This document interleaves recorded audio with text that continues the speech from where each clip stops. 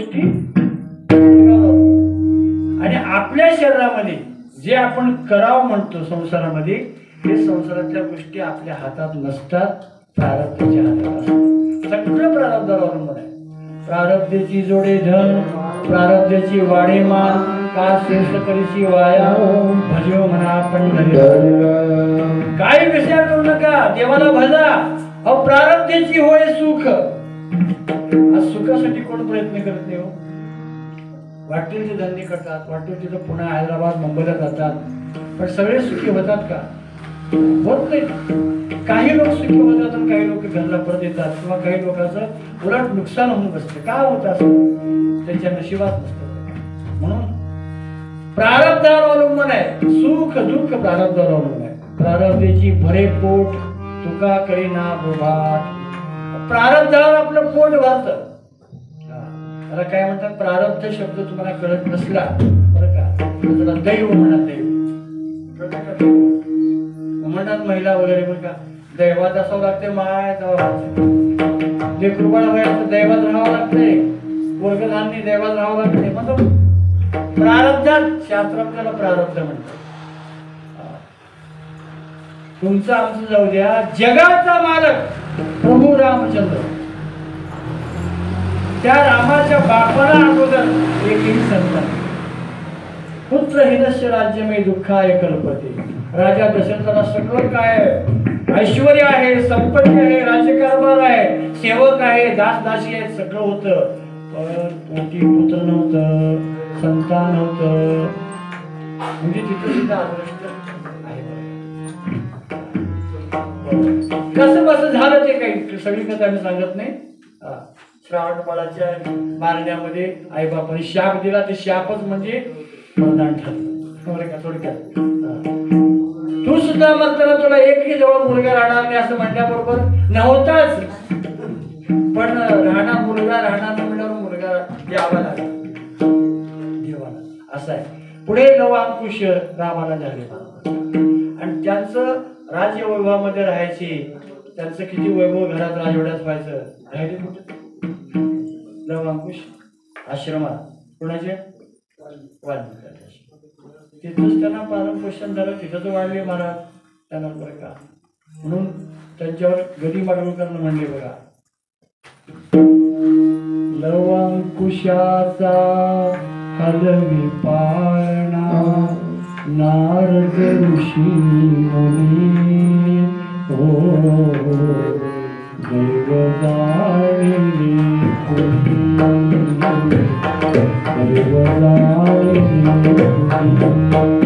दैव जाणिले कोणी.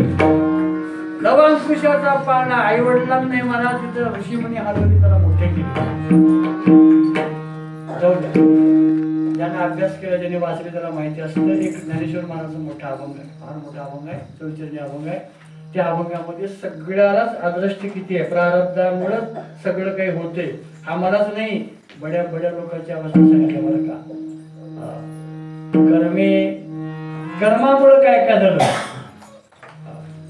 परियशी गवारा सादर कर्मी निर्वंश झाले सगर, बाणे विंदिला शारंधर झाला पुरंदर सहस्रनय.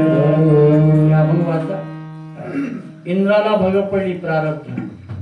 सगळ्या राजाला एवढी मुलं होती, सगळे गतप्राण झाले. शारंधर भगवान कृष्ण परमात्मा, त्रैलोक्याचा मालक, अनंत कोटी ब्रह्मांडाचा नायक परमात्मा, पण त्यांना एका कोळ्याच्या बाणानं देह सोडावा लागला. केला. त्याला काय कारण आहे? प्रारब्ध. राम अवतारामध्ये कृष्ण परमात्म्याने राम अवतारामध्ये झाडाच्या आड लपून बाण मारला होता. कुणाला? आणि ते वाली गतप्राण झाला. काय त्याच्याकडे असं त्या वाली सुग्रीवाचं भांडण, पण रामाचा यांचा काही संबंध होता का? काही वैर होते का? काहीच नव्हतं. सुग्रीवाचा पाठीला का केला आणि सुग्रीवाला आपल्या पाठीशी घातलं, त्याला मारण्यासाठी देवाने एक बाण मारला. वालीनं सांगितलं, देवा माझं वैर माझ्या भावाबरोबर आहे, तुमच्या बरोबर नाही. तुम्ही का मला मारला? मी त्या तुमचं काय वाटोळ केलं होतं? आपला ज्या शक्तीच्या वर्णना करायला त्यावेळेस राम म्हणजे आत्ता जेवण करतो म्हणजे त्यावेळेस वादनं सांगितलं, जेवण करून मला तुमच्याशी भांडण करत बसायचं नाही, युद्ध करायचं नाही. तुमच्या हातनं मला शेवट मरण आलं आणि मरत काळी मला तुमचं नाव माझ्या मुखाला, तुम्ही माझ्या समोर आहात, माझा उद्धार झाला. अंतकाले जे मामेव स्मरण मुक्त वा करेवर ह्या प्रयाती समत भावम याती नसतेच संशय. म्हणून माझा उद्धार झाला जेव्हा हात कर्मे दशरथ वियोगी मेला, कर्मे राम वनवासा गेला. कर्म हो प्रारब्ध सगळ्या कर्मच आहे. थोडं सांगतो, म्हणून दृढ धरी पांडुरंग. म्हणून तुकोबा म्हणतात तुम्ही पांडुरंग दृढ धरा, प्रारब्धाच्या अधीन आपलं शरीर आहे म्हणतात. आता पांडुरंगाला दृढ धरणं म्हणजे कसं करावं?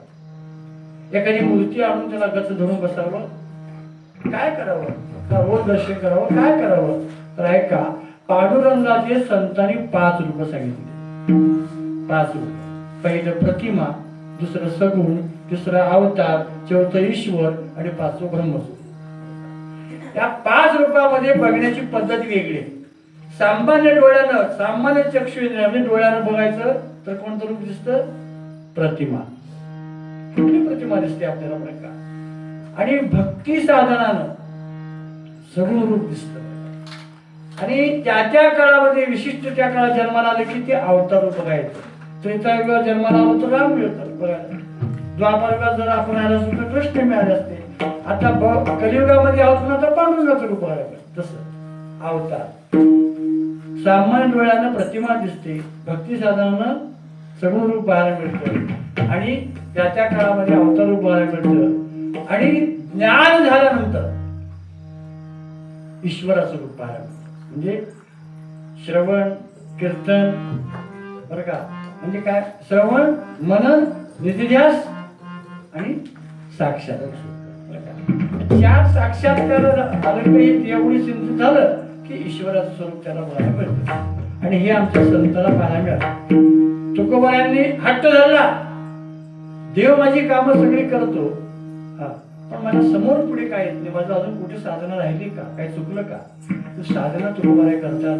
आणि साधना केल्यानंतर बरं का, श्रवण झालं, मनन झालं, निध्यास झाला, पांडुरंग ध्यानी पांडुरंग म्हणी असं झालं तर मग साक्षात्कार, साक्षात परमात्मा भामचंद्र डोंगरावर तुकोबाराय गेले होते. तिथं दिव्य रूपामध्ये पांडुरंग परमात्म्यानं दर्शन दिलं. 4 झाले. 5वं रूप कोणतं आहे? ब्रह्मस्वरूप. ब्रह्मस्वरूप हे पाहण्यासाठी मात्र परिपूर्ण ज्ञान व्हावं लागतं. आणि त्याच्यामुळे पूर्ण सगळ्या जगामध्ये परमात्मा पाहायला मिळते. 5 रूप झाले. आता प्रश्न काय? म्हणवनी दृढ धरी पांडुरंग. पांडुरंग हे नाव का पडलं? त्याचे काही कारण आहेत बरं का, 5-7 कारण आहेत. देवाला पांडुरंग नाव पडण्याचे कारण सांगतो तुम्हाला. पहिलं कारण आहे, देव भक्ताची काळजी करून पांढरा झाला. देवाला भक्ताची काळजी आहे आणि म्हणून काळजी करून पांढरा झाला. दुसरं आहे, भगवान कृष्ण परमात्मा बरं का, गोकुळामध्ये गुळ राखत असताना गाईच्या पायाची धूळ अंगावर उडायची. धूळ उडाली का नाही आणि सगळा पांढरा पडायचा, म्हणून देवाला पांडुरंग नाव पडलं. तसा मूर्ती सावळ्या आहे देवाची. सावळी सुंदर रूप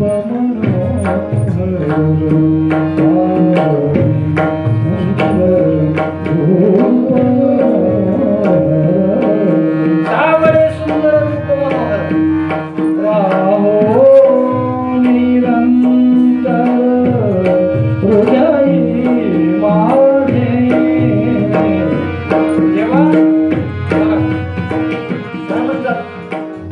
माझ्या हृदयामध्ये निरंतर रूप राहो. कोणतं? सावळे सुंदर मनोहर रूप राहो. इथं सावळ रूप आहे पण इथं पांडुरंग नाव आहे. पांडुरंग नाव का आलं त्याचे कारण आहे, गाईच्या पायाची धूळ आल्यामुळे देव पांढरा पडला. 1, काळजी करून पांढरा पडला. 2, आणि देवाला अभिषेक घालत असताना देवाची मूर्ती पांढरी होती. पंढरपूरला गेला किंवा आपल्या मंदिरात कधी अभिषेक घालून बघा देवाला. बघा पंढरपूरला जायचं असं 3 वाजता राहावं त्या मंदिरामध्ये, आणि तेवढाच नंबर लागतो आपला. पुढे गेलं की मंदिर बंद करतात, पूजा काकडा होईपर्यंत देवाचा अभिषेक होतो त्यावेळेस पूर्ण बघायला मिळतो बरं का. आणि ते अभिषेक करताना सावळी मूर्ती दिसत नाही, पांढरी शुभ्र मूर्ती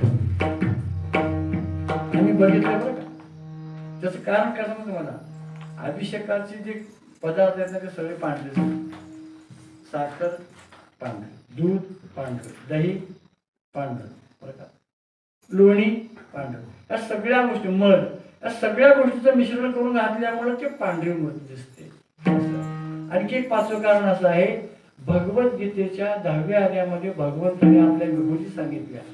मी कुठं आहे, कुण्या रूपानं कसं आहे अर्जुना, मला बघायचं असेल तर नक्षत्रामध्ये सूर्य मी आहे, चंद्र मी आहे,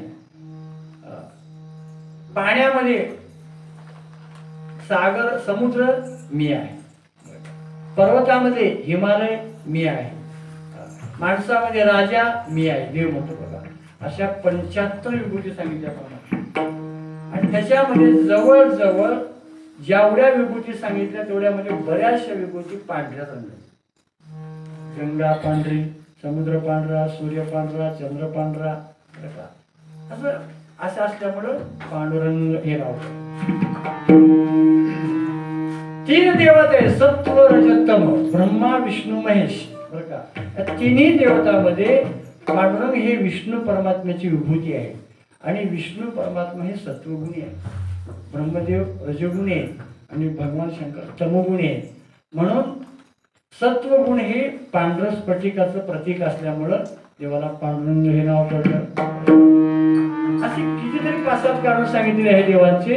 त्याच्यामध्ये महत्वाचं जर कारण कोणतं असेल, आद्यगुरु शंकराचार्यांनी सांगितलं, देवाला भक्ताची काळजी लागल्यामुळे देव पांढरा पडला. वाट पाहे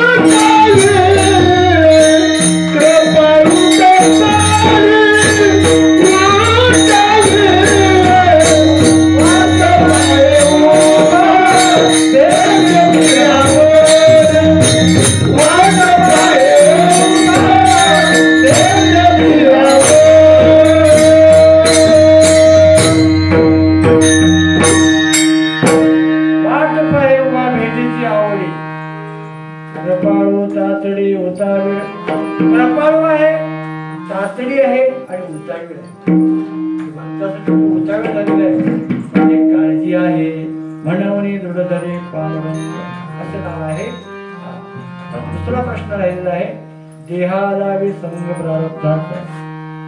एकाने विचार केला, म्हटलं देवा, म्हटलं महाराज सगळ्या गोष्टी तुम्ही सांगता ते बरोबर आहे, पण सगळं देवाचंच भजन, देवाचं ध्यान, देवाचं बसलो तर संसाराचं कसं होईल, शरीराचं कसं होईल, एवढा प्रश्न होता.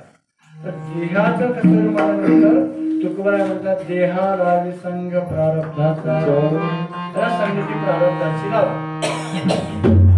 आमचे रंगा गुरुजी, परभणीकर गुरुजी म्हणायचे बरं का, फार महत्वाचं सोपं सांगायचे बरं का. माणसाला जन्म मिळणं अदृष्टाच्या अधीन आहे, माणसाचा जन्म मिळणं अदृष्टाच्या अधीन आहे, सुंदर पत्नी मिळणं अदृष्टाच्या अधीन आहे, गुणवान मुलं जन्माला येणं अदृष्टाच्या अधीन आहे बरं का, नोकरी मिळणं, पैसा मिळणं अदृष्टाच्या अधीन आहे. सगळ्या अदृष्टाच्या अधीनच आहे. मग आपल्या हातात काय, मग तुमच्या हातात काय, तर आपल्या हातात एकच आहे म्हणायची गुरुजी, काय, परमार्थ करणं आपल्या हातात. गंमत कशी आहे बघा, जे आपल्या हातात आहे तेच करत नाही माणूस. परमार्थ आपल्या हातात आहे, करता येतो, पण हेच करत नाही, आणि जे हातात नाही त्याच्या मागे सारखं राहतं दिवस. म्हणून प्रारब्धाची संगती काय लावलं आणि त्याच्या पुढचं थोडंसं चिंतन आपण नंतर बघू. थोडं सगळ्यांनी भजन करा. विठोबा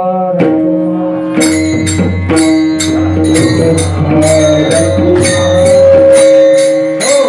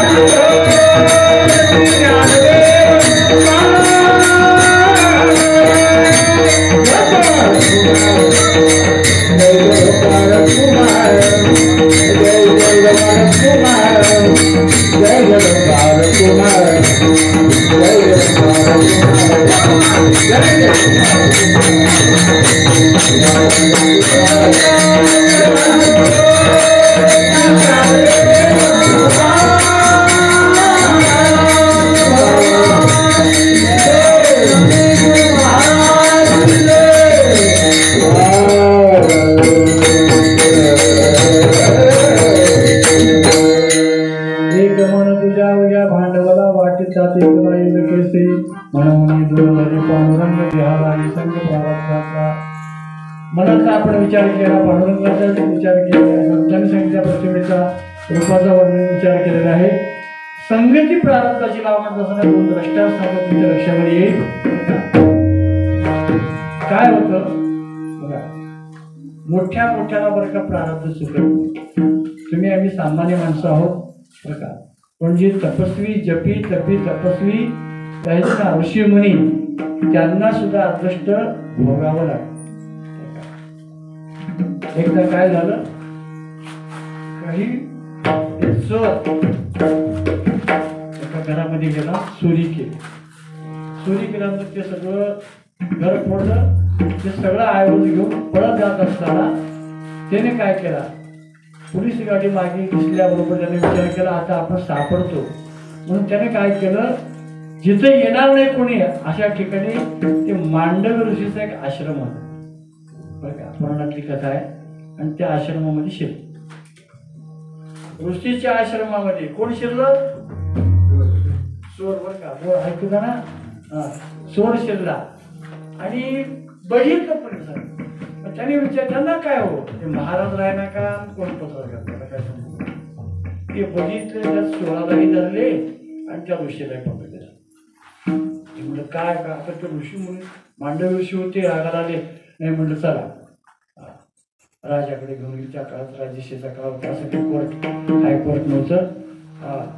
आणि राजदरबारामध्ये गेले. म्हणलं चोरीचा आहे बरं, यांच्या घरामध्ये सापडलेला आहे, हा चोर आहे आणि याला साथीदार म्हणजे दोघं आहेत. राजाचा विचार करावा का नाही, ते चोर असेल बाबा, हे मोठे महाराज आहे, एवढे ऋषी आहेत आणि यांना कसा विचार करावा का नाही.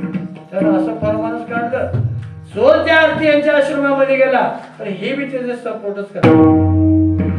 त्यानं सांगितलं दोघाला बी सोडावं द्या. म्हणलं एकच सजा, महाराज म्हणून कमी केली, त्या सोडावं द्या. दोन सूट थांबण्यात आले. चोराला सोडावर दिल्यावर त्या चोराचा अंत झाला, गेला चोर. आणि त्या ऋषीलाही सोडावर देण्यात आलं, पण ऋषीला काही झालं नाही. ताकद होती, तप होतं, पुण्य होतं, काही झालं नाही. मग लोकांनी मग त्या राजाला ओळखलं, बाबा हे मोठे अधिकारी, आपली चूक झाली म्हणून त्यांना परत काढलं, क्षमा मागितली आणि गेली. विषय संपला. पण ऋषीला असं वाटलं चोराचा अंत झाला, मलाही सोडावर का दिलं, पण दिलं तर दिलं. त्यांच्या अंगात तिळक भरली होती. त्या ऋषीच्या प्रकाराने दुःख झालं. त्यांना वाटलं, तुम्हाला माहित आहे का, पांडुरंग परमात्मा जनाबाईच्या घरामध्ये जात द्यायला गेले. तिथंच बसले आणि इकडे वारकरी बघितले तर देवच नाही थोडं. काय झालं, नंतर घाईमध्ये येऊन जेव्हा थांबले, बरोबर आहे, पण अलंकार जनाबाईच्या घरात, पितांबर जनाबाईच्या घरात आणि जनाबाईची वाकड घेऊन थांबला. गडबडीत होते असं माणसं. त्याच्यावर आलं की देवाचे अलंकार चोरी कोण केलं, जनाबाई. म्हणून जनाबाईकडे गेले, जनाबाईच्या घरात ते सगळं सापडलं अलंकार वगैरे. आणि ही चोर आहे म्हणून त्याला सोडावर दिले का नाही, चंद्रभागेमध्ये सोडावर दिले. पण काय झालं, त्या सोडाचं पाणी. कथेचे तुम्हाला जोड करून सांगतो, जनाबाईला सोडावर दिलं, सोडाचं पाणी झालं. मग ऋषी म्हणतात ते चोर होता मेला, पण मला हे त्रास कावर होतो, एवढा तर त्रास कावर व्हावा मला. थोडा विचार करून बघितलं ऋषी आणि त्यांच्या लक्षामध्ये आलं की अनेक जन्माच्या पूर्वी, मागच्या जन्मामध्ये त्या ऋषीने काय केलं होतं, एक किडा होता ना लहानपणी, आणि त्या किडाच्या गुरुद्वारामध्ये काटा टचला आणि त्याच्यामुळे त्या किड्याला त्रास झाला की नाही, त्याला वेदना झाल्या की नाही, मजाक म्हणून ते लहान लेकरू केलं होतं. अरे त्या जन्मामध्ये आपण त्या किड्याला काटा टचलो होतो आणि म्हणून तिडक भरल्या. म्हणजे ते चुकत नाही बरं का कर्म, एवढं सूक्ष्म कर्म आहे ते भोगावंच लागतं कर्म, पुण्याच्या जन्मात भोगावं लागतं. म्हणून चांगल्या माणसाला सुद्धा भोग काय येतात ते पुण्याच्या जन्मात. आमचे गुरु उज्ज्वल महाराज आचल बेटकर योगी पुरुष, एक योगी एकच वेळा जेवण करायचे, किती नियमात राहायचे, त्यांना कॅन्सर झालं. बघितलं सगळ्यांनी बघा. त्यांनी दवाखान्यात हेच सांगितलं, म्हटलं मला मी एवढं सारखं ध्यान करणारा, तपश्चर्या करणारा आणि आहारावर नियंत्रण सगळं माझं आहे. युक्त आहार विहारस्य युक्त चेष्टस्य कर्मसु युक्त स्वप्ना व बोधस्य योगो भवती दुःख. त्याला दुःख व्हावं लागतं. आमच्याकडे सगळं असताना मला का असं व्हावं, ही मला बिमारी का झाली. डॉक्टरने सांगितलं महाराज तुम्ही तर महाराज आहात आणि माहित आहे म्हटलं आता आम्ही तुम्हाला काय सांगायचं नाही, मला हे व्हायला लवकर म्हणलं महाराज. शरीर म्हणाल ते नाशवंत आहे, रोगाला दखलच आहे आणि कुठल्या तरी आता तुमची चूक नाही, कुठल्या तरी आदर्श आता डॉक्टरनं सांगा त्यांना तुम्ही महाराजांना राग घालवता असं का झालं ना, भोगावं लागलं. रामकृष्ण परमहंसाला कॅन्सरनं मरावं लागलं असे बड्या लोकांना. आणि मग त्यांना सांगितलं ते कर्म मला चुकलं नाही म्हणून गप्प बस. दुसरा एक प्रकार असा होतो, कर्म किती सूक्ष्म आहे. आणखी एक सांगितलं मला. असाच एक चोर शिपाई आणि सोनाराचं घर फोडलं, चोरी केलं, बॅग मध्ये सगळं भरलं, सोनाला अलंकार सगळं काय चांदी सोनं भरलं, पळत होतं. एका चांगल्या पैलवान माणसानं बघितलं, तिथं कोणी नव्हतं, त्यानं पूर्ण बघितलं, ते दुकान फोडलेलं, बाहेर आलेलं त्याला बघितलं आणि असं इकडं पळत होते. न कळल्यासारखं गेलं, जात खाली वाकून चालला होता. जवळून गडबडीत जाताना त्याला धरलं एकदम. त्याचा हात जरा थांब, काय मला काय झालं, मला काय झालं, मी आत्ता बघितलंय ते दुकान पडलास, तू चोरी केलास, तू चोर आहेस, तू बदमाश आहे, थांब म्हणलं, तुला पोलिसाच्या हवाली करतो. काय म्हटलं नाही तुम्ही बघितलं नाही, अर्ध घ्या मला सोडा. त्याला म्हणलं अर्ध सोडून सगळं मी घेतच नाही म्हणलं अजिबात. मला तुझी चोरी आहे ना, असली चोरी करणं हे पाप, घोर पाप आहे आणि असंच लोक म्हणजे शिकतात, तुला सजा दिली पाहिजे म्हणून जमाजमी चालू झाली, वडावाडी चालू झाल्या, तर घेऊन पळायला बघत होता. तेवढ्यामध्ये पोलीस गाडी, पोलीस आल्यावरती चोराच्या उलट्या बोंबा म्हणतात. चोराच्या उलट्या बोंबा त्यालाच म्हणतात. चोरानं काय केलं, आता मात्र मी सापडलो म्हणजे ह्यानं मला काय सोडत नाही, हात कसं धरले आणि बॅगला एक हात धरले आणि गाडी आता आली, आता मी सापडलो पूर्ण म्हणलं. त्या चोराने काय केलं, आपल्या हातातली बॅगच मोकळी सोडली, आग ओढत होतं, बॅग घेतलं आणि चोर मोकळ्या हातानं राहिला. पोलिसांना काय झालं, लगेच चोर पलटला माझ्या प्रकारे. त्याच्या आधी त्या सज्जनाच्या आधी ह्याला म्हटलं साहेब बघा हो काही चोर आहे, ह्याला चोराच्या उलट्या बोंबा. नाही साहेब हे चोर आहे, चोरी केला होता, मी याला धरलोय त्या ठिकाणी, हे बॅग मी विस्कटून घेतलंय. नाही म्हणलं साहेब चोरीचा माल कोणाच्या हातात आहे बघा म्हणलं. त्याच्या हातात आहे म्हणलं. तुझ्या हातात बाबा, ते आम्हाला माहित नाही, चोरीचा माल तुझ्या हातात आहे, तू चोर आहेस म्हणलं, घ्या. चांगलं करायचं होतं असं अंगवड होते. त्यांनी सांगितलं खरा चोर मला माहित नाही, दोघं बी चरामध्ये दोघांना घेऊन गेले, जेलमध्ये बंद केले, कोर्टामध्ये त्यांना हजर केले आणि कोर्टामध्ये हजर झाल्यानंतर जज साहेबांनी त्याचा निर्णय केला, जे चोर नव्हता त्याला सजा दिली जा. खरा चोर मोकळा राहिला आणि जे सज्जन माणूस होता त्याला सांगितले परत, पण साक्षी मिळाला नाही ना, त्याच्यामुळे त्याने सांगितलं त्याला 7 वर्षाची कैद म्हणून. त्याला वाईट वाटतं आणि काय न्याय म्हणणार. म्हणतात ना ते गदी मारून एक सुंदर उठवा अजब तुझे सरकार, उठवा अजब तुझे सरकार, लहरी राजा प्रजा आंधळी आधंतरी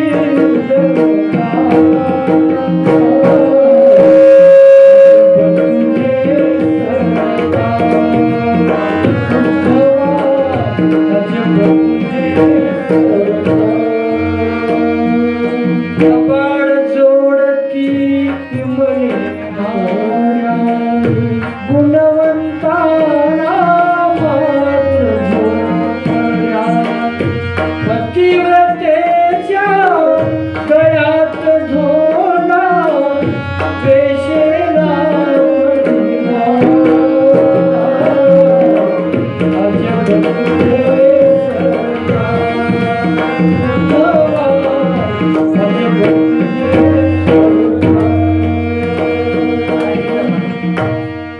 भागवताचं सुंदर हे गीत आहे.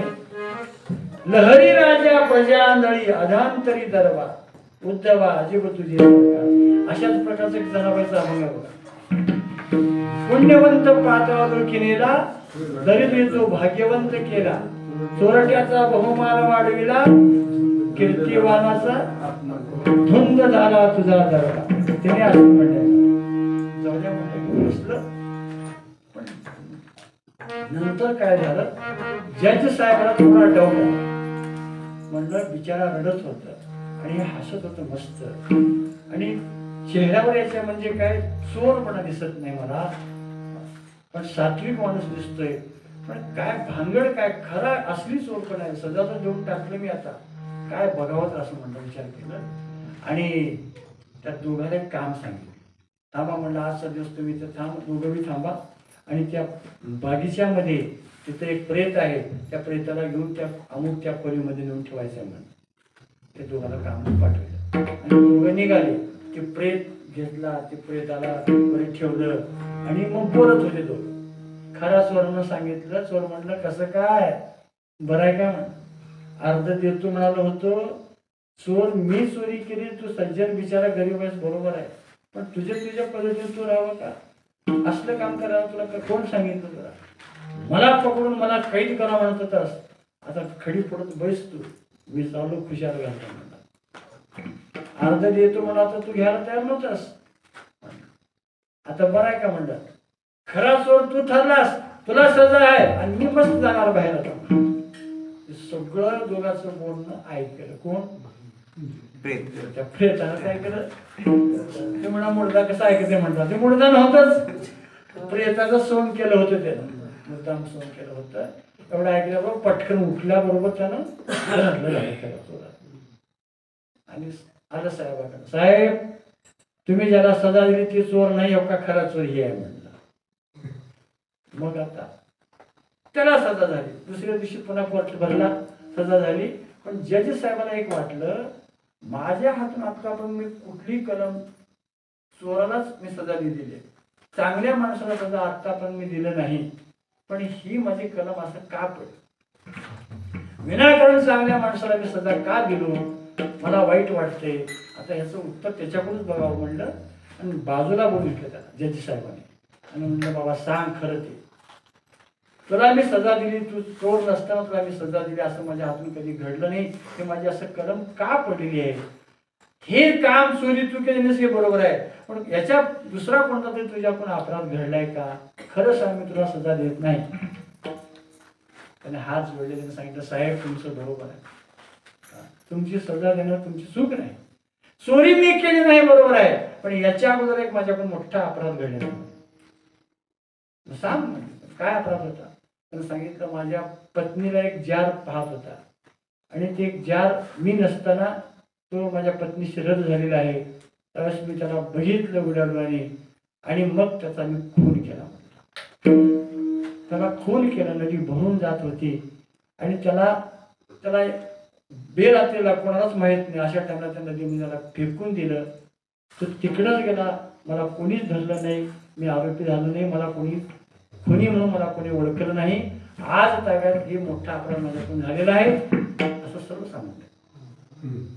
जज साहेबाला वाटलं मी दिलेली जी सजा आहे ना माझी कलम बरोबरच आहे, चूक नाही, म्हणून तुला माझी सजा दिलेली आहे असं म्हणलं. तू केलेलं कर्तव्य तुझं कर्तव्यच तू ते केलेलं आहेस आणि तुला सही सलामत मी त्याला सोडलं, खऱ्या स्वतः मात्र जेलमध्ये बंद केलं.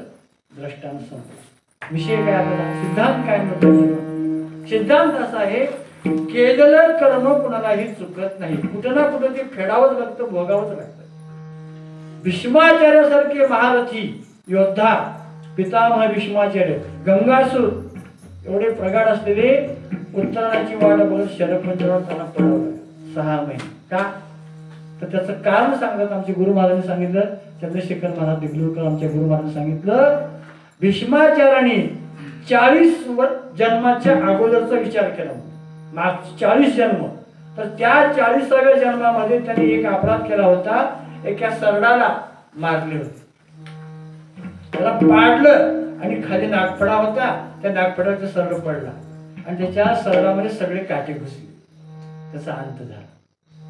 म्हणून ते कर्म राहिले होते शिल्लक. 40 जन्माचं कर्म आत्ता भोगावं झालं महाभारतामध्ये भीष्माच्या वेळेला शरपंजराला पडलं. कर्म एवढं सूक्ष्म आहे, म्हणून कर्म माणसानं काळजीपूर्वक विचारपूर्वक करावं. कर्म करावं, चूक करावं आणि पुन्हा पश्चाताप करत बसू नये. एक सांगू तुम्हाला, वत्सा मातरम बिलगती. 100 गायच्या कळपामध्ये एका वासराला सोडा, ते वासरू कुठं जातं? आपल्या वेळातून बिलग. तसं आपण केलेलं कर्म आपल्यालाच येऊन ठेपतं, दुसरीकडे जात नाही. म्हणून मनावरी दृढधरी पांडुरंग लिहावा विसंग प्रारब्धाचा अनेका संकल्प नको मना तरीच कारण साध्य होईल. हे मना, तू अनेक संकल्प करण्यामध्ये गुंतू नकोस. संकल्प विकल्पामध्ये रमलास की तुला साध्य प्राप्त होत नाही. संकल्प विकल्पाला तिलांजली दे, विचार करू नकोस. एकच संकल्प कर, दृढ धर. बरं का, कोणता संकल्प? मना तेथे धाव घेई राही विठोबाचे पायी. या मनाने एक संकल्प करावा, विठोबाच्या चरणावर जावं. आणि विठोबाच्या चरणाच्या जवळ गेलं, आता कोठे धावे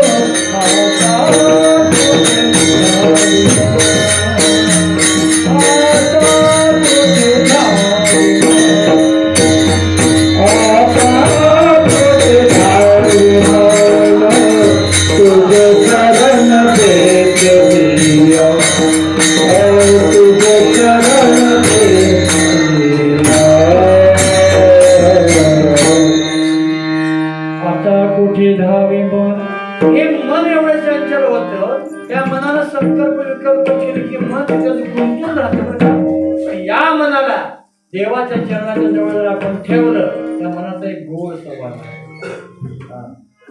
हे मन कसं करतं, एखाद्या वस्तूमध्ये रमलं की तिथं त्याला तेच आवडतं, पुन्हा तेच करावं. असं तुझे चरणी करिया भाग गेला शिन गेला अवघा.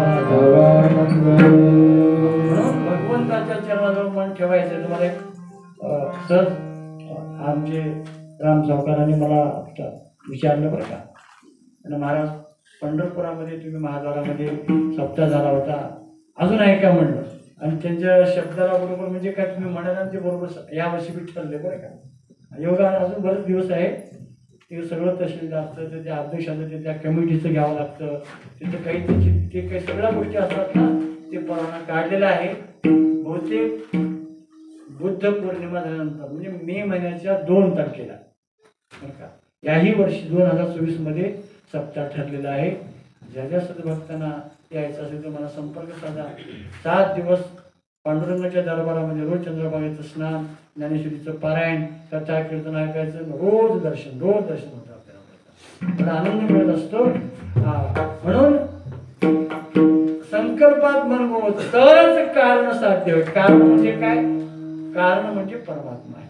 सगळ्या विश्वाचे कारण, सगळ्या विश्वाचं कारण कोण आहे? परमात्मा आहे. जगाचे जीवन अमृताचे जगाचे जीवन अमृताचे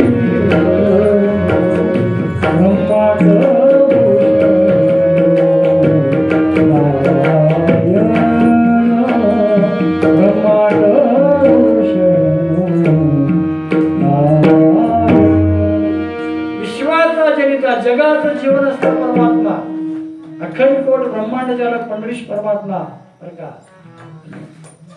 ब्रह्मांड चालक तो परमात्मा म्हणजे विराजमान आहे. ते कारण आपल्याला साध्य होतं, म्हणजे त्याची आपल्यावर कृपा होते असं आहे बरं का. मग ह्या सगळ्या गोष्टी केल्यानंतर काय प्राप्त होतं अभंगाचं शेवटचं मी सांगतो. तुका म्हणे आईसे जाणावे उचित, तुका म्हणे आईसे जाणावे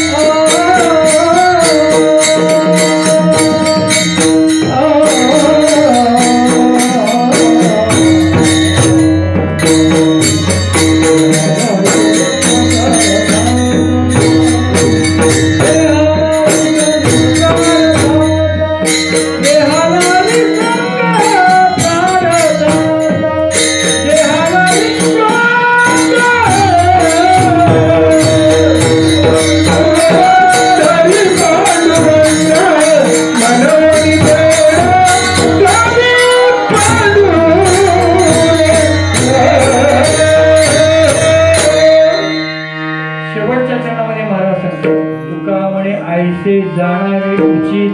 आतापर्यंत चिंतन केलं, मन एकाग्र करणं,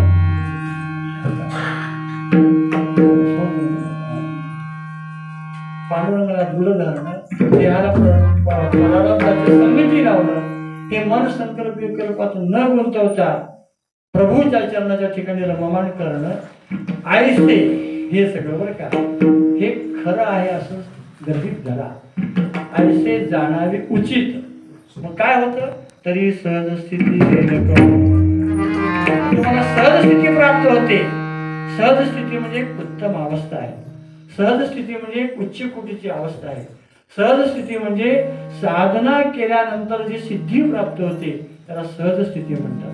सहज मी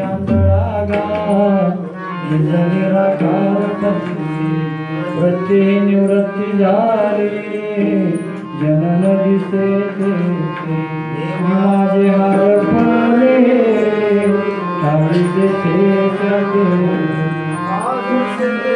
झाले काही दृश्य होते मी निजलो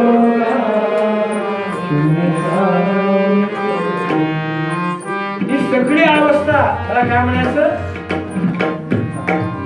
सहज स्थिती म्हणायचं. म्हणून सुरुवातीला सहज शब्द वापरला. तसं या उत्तम अवस्थेला सहज स्थिती म्हणजे जी स्थिती ब्रह्माकार स्थिती आहे, ते कधीही तिच्यामध्ये बदल होत नाही, पालट होत नाही, तिला सहज स्थिती म्हणतात. ती प्राप्त होते. असा एकंदर अभंगाचा पूर्ण भाव झालेला आहे. आणि शेवेला इथं पूर्ण विराम. ज्ञानेश्वर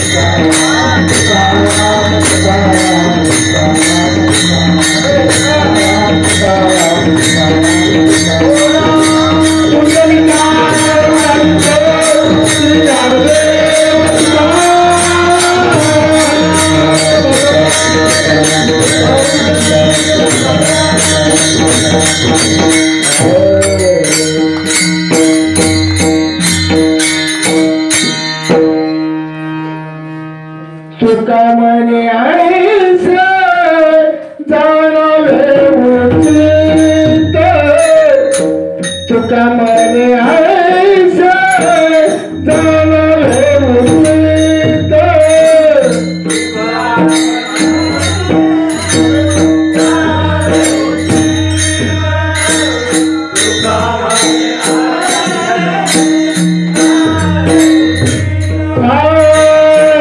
तुका म्हणे आईस जाणावे उचित तुका म्हणे आईस जाणावे उचित तुका म्हणे आईस जाणावे उचित तुका म्हणे आईस जाणावे उचित तरी आसक्त